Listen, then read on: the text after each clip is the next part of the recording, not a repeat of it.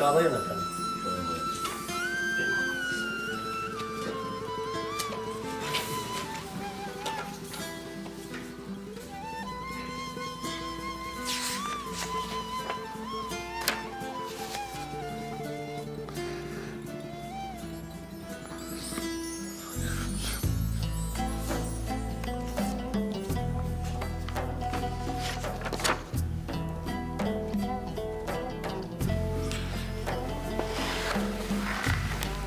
Abdullah Aymaz'ın yazısı var. Hizmet kervanında tabakçılar.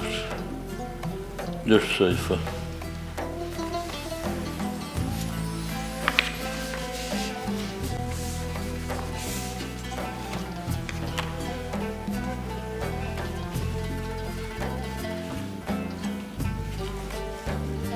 Ekosistemdeki muhteşem denge.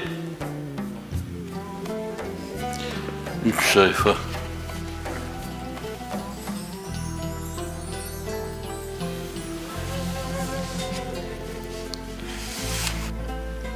İki uç arasındaki insan. Ramazanoğlu. 3 sayfa.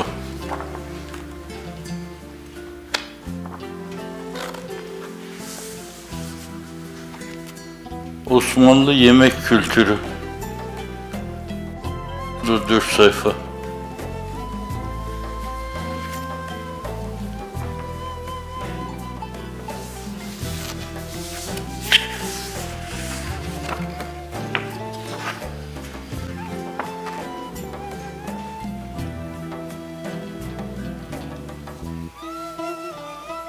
Gurbette vefat edenler. 2 sayfa.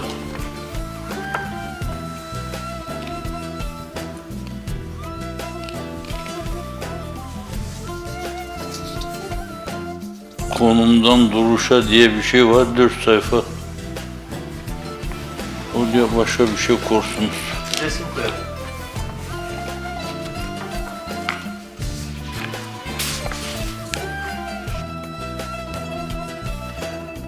Göç mucizesi.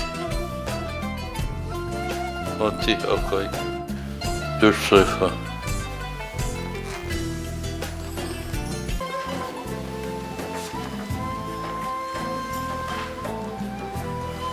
Allah afiyet daim ihsan eylesin.